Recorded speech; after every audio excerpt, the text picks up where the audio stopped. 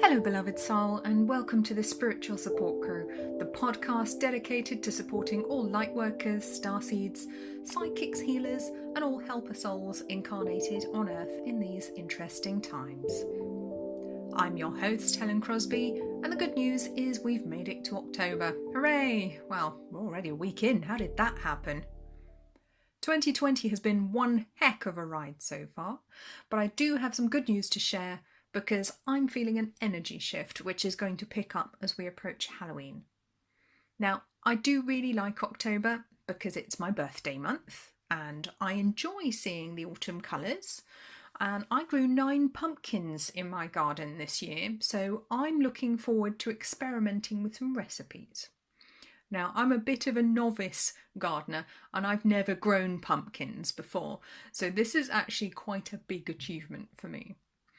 The whole pumpkin spice thing is quite new here in the UK. It hasn't been done to death yet, so still quite exciting for me, and I've never made a pumpkin pie, so there's that. Gardening is one of those things that I've always wanted to do but never really had the chance to do properly. I've never had the space or permanency anywhere, is that a word, to grow fruits and vegetables and herbs, of course. I love herbs. It's the witchy part of me. Who doesn't love herbs?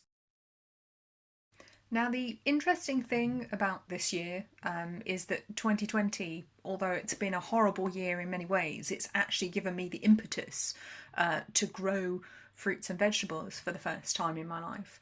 Not least because of concerns I had about the food supply chains potentially going down, possible food shortages. All of these things seemed a possibility, and certainly I heard about farmers in the States who were being made to plough crops back into the ground, which horrified me. And I know a lot of farmers have gone bust this year because they just literally couldn't get their goods to market, which is tragic. So I thought, among other reasons, this was probably the year I should start growing my own produce. And I don't think I'm alone here. I certainly know a number of other people who've done that as well. But the thing is, gardening has always been difficult for me. Now, not for any physical reason, but because I get very triggered about the whole subject of gardening. Now, I do mean triggered in the psychological sense here, so in so much as it triggers a fight or flight response in me, which isn't pleasant. Can you believe gardening makes me go into fight or flight mode? Or it did. And up until recently, that made the activity pretty much impossible for me to do. Now, I moved to where I'm living now in September 2019, last year. And I was really looking forward to using the small garden here to grow things because it is something I've always wanted to do. And this was the first place I'd had with a garden where I had the opportunity to actually do that. Although, to be fair, I have grown everything in pots because the soil is very poor here. It's clay. It's not great. But I had the opportunity to do something. But the problem was that as soon as I tried starting to do something outside, I was having anxiety attacks. I'd go out there with my pots, get my tools together and get the seeds out, and I just couldn't do it. Whenever I tried to do some planting or do anything in the garden, I just had to stop. It was too much. 2020 has made me deal with that shadow aspect of myself, to deal with those issues that were holding me back from being able to enjoy gardening and plant and grow my own crops, fruits and vegetables. Something I've been desperate to do for years. And I just want to make this point, 2020 isn't all bad.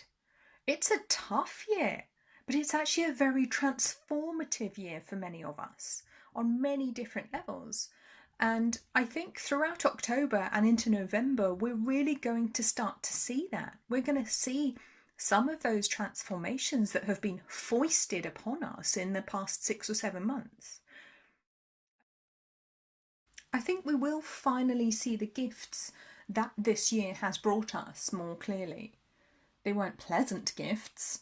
Some of them were downright unpleasant, but growth isn't generally easy or painless, is it? Especially for adults. It seems easy for kids, but for us it's something of a different ballgame. And I feel that this month will really be the moment when we see how 2020 has really been a year of facing and integrating our shadow. And by shadow, I mean those darker aspects of ourselves, our fears, our unhelpful subconscious beliefs, our quote unquote stuff. It's been a year of facing our darkest fears and realizing that actually we can do this. It's a year that's pushed many people in some very different directions, very difficult directions, and demanded a lot of us on an emotional, psychological, spiritual, and for some a physical level too. And I am so proud of how everyone has coped with that darkness. And I know it's been extra hard for the empaths, for the healers, all you sensitive souls out there that this podcast was created for. I know it's been so hard. But watching people have spiritual awakenings, realize their calling, facing their darkest shadow issues head on, it's been an amazing year to observe so far. And as we move towards the time of the year when the veil is at its thinnest on the 31st of October, Halloween, Samhain, whatever you prefer to call it, I do feel that there will be even more spiritual revelations and awakenings to come. I actually feel excited for the first time in months. I sensed the energy was shifting last month, but that feeling's really getting stronger now. Now, I do want to point out that the energy wave I'm feeling and sensing will take some time to manifest into our reality in a concrete way. So I'm not saying that everything will be fine and dandy by the end of the month, because it won't. Far from it. We've taken some important steps forward on a soul level, but this is very much still the beginning of the journey. What I do sense, though, is that the collective tide is starting to turn. And although it's going to be a long and drawn out process, we definitely are moving in the right direction. I've said to many clients in readings over the past few weeks that I can see things starting to change in some people's personal lives, at work or in their businesses from as soon as January or February next year. And I get the image of tiny green shoots in my mind as I say that. The universe is very much helping us remove old systems, the old ways of doing things that just aren't going to work properly in the new age we're moving into, so they have to go. Whilst we certainly have an uphill journey on our hands, many of us will start to see, or at least see the road, see the path that we're heading for this month, even if we're not quite on it yet. It feels almost like a pilgrimage to me, because it has a really sacred feel to it. And the image that my spirit guides give me is of a steep and rocky mountain path high up in a mountain range somewhere, being walked by those who are seeking enlightenment. It's a rough and rocky path, and it seems difficult and unpleasant to walk. But when we step into our spiritual self, call upon that deeper part of us, it actually won't feel that way. It won't be as frightening or difficult as it appears to be, at least not all the time. I also sense very much the power of those who are already enlightened or who are becoming enlightened at this time, and the ascended masters and angels making our steps feel lighter, almost as if we're floating to the top. There's a very sacred feeling going on here. There's a feeling of peace and huge relief that depends upon me when I tune into those energies, into that message. And that's the message that I'm guided to pass on to you all today, regardless of when you actually listen to this episode. There is a permanent shift in our awareness taking place at the moment, in our awakenness, if you want to call it that. And just like you can't unsee something that you've seen, you can't unawaken somebody who is enlightened or awakening. My guides also wanted me to share that one of the most important things we can be doing right now is to meditate. Now, I know you've probably heard that before, a lot if you're in the spiritual community, and you probably know that already, but it's important to sometimes have a reminder every so often. And they wanted me to just mention it. Now, have I been meditating enough this year? No, I really haven't. But I'm going to be working my spiritual practice more and more into my day this month. I'm going to be making an effort to do that. I'm not going to say the word routine because that's not a word I like, and routines generally don't work for me. But I am planning to try and make more time for meditation, contemplation, for self-healing with Reiki, and for my other spiritual practices. And I would encourage you to focus on that this month too, if that resonates for you. Our collective energies will be needed to carry the world through this next phase of our collective awakening. This is very much a group effort. Now, whilst you're not personally responsible for saving the world, you are part of a giant team of healers, light and shadow integration workers, and if you need to take a break, then remember that you can and must do that. There's a time to work, but there's also a time to rest. By the way, if you don't already practice Reiki but would like to get started, you can get a free Reiki 1 distance attunement and basic guidebook from my website at angelwingsholistics.com. I'll put the link down in the show notes. I don't charge for this service, and you don't even have to join my mailing list to get it, although you are of course welcome to do so.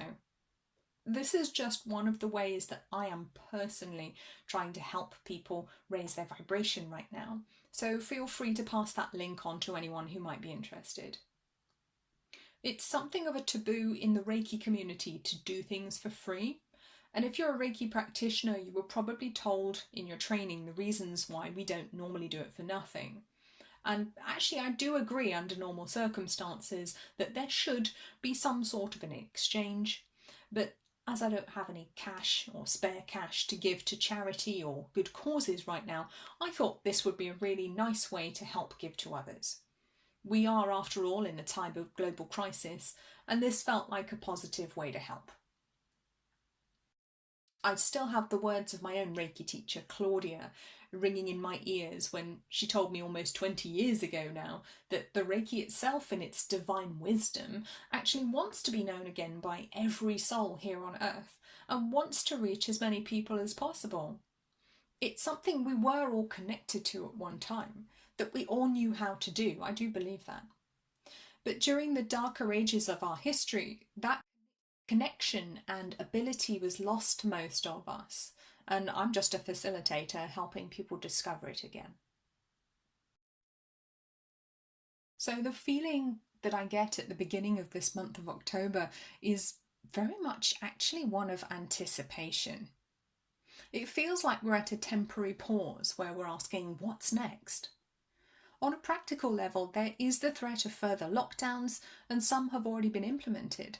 But on the other hand, some places are relaxing the rules and encouraging people to get back to some semblance of normal, so people just don't know what to expect. There's definitely a strange, uneasy feeling at the moment in the general population, and I sense that a lot of people are metaphorically holding their breath or waiting for the other shoe to drop, waiting to be hit with the next barrage of fear or told that something else they're doing is now wrong or somehow dangerous. So, as spiritual workers, empaths, healers, what can we do right now to help? Well, the answer I get from Spirit on this one is twofold. Firstly, we hold the space.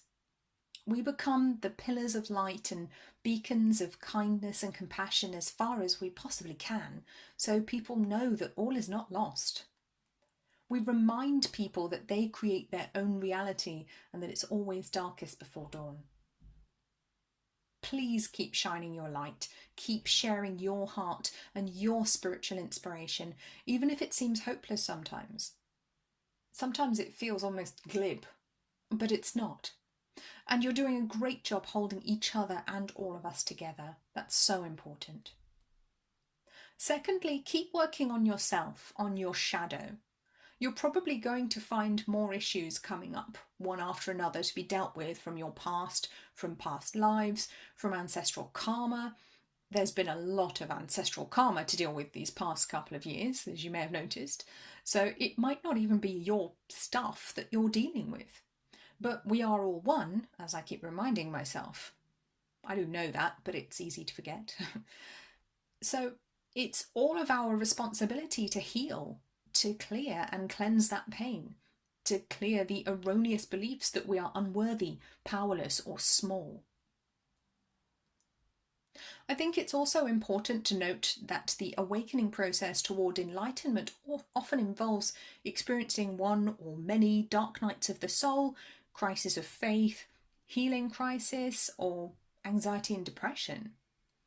If any of those things have hit you out of nowhere or come back when you didn't expect them, it may well be that it's just part of that process for you, the shedding of the old ready to become the new. The work that you do right now for your wellness, your health, your mental health has a ripple effect. As you heal yourself, you are helping to heal others. So make your wellness a priority. Make your happiness a priority. We are all one, and we are all one another too. And as you heal those painful and dark parts of yourself, you're helping other souls to do the same. All of your breakthroughs, every time you release yourself from the mind prison of wrong beliefs about what and who you are, you're actually helping to shift that massive pile of crap that holds us all down. I've also received some insights that many of you are struggling with money and business right now. The heart-centered entrepreneurs, maybe fighting, struggling to strike out on your own and step away from old jobs that no longer resonate.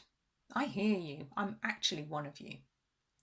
The wisdom at the moment that I'm receiving is to keep working on your issues, your anxiety, whatever ails you.